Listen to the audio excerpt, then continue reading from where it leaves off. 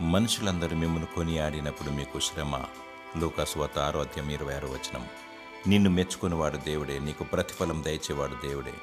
దేవుడు అంతరేంద్రియములను పరిశోధించువాడు, హృదయ రహస్యాలను ఎరిగినవాడు. మనుషులు పైరూపాన్ని చూస్తారు, దేవుడు హృదయాన్ని చూస్తాడు.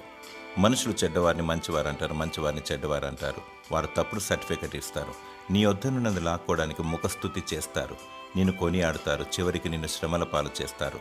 వాక్యమును పఠించి ప్రార్థించి దేవుని స్తుతిస్తే తన సన్నిధి ముఖ కాంతిలో మన స్థితి తెలుస్తుంది. హృదయపూర్వకంగా దేవుని పాదాల చెంత తగ్గించుకుని కృప దేవుడు నీకు అనుగ్రహిస్తాడు. నిన్ను నీవు తగ్గించుకో, హెచ్చించబడదవు. దినదినం ప్రభు కొరకు చనిపో, పునరుత్థాన శక్తిని పొందుకుంటావు. యేసుక్రీస్తు ప్రభునందు రక్షణ మారు మనసు పొంది ఆయన నామంలో బాప్తిసం తీసుకొని లోకానికి వేరై పరిశుద్ధత కలిగి ప్రత్యేకింపబడి వధూ గుంపులో ఉండినచో ఎత్తబడదవు.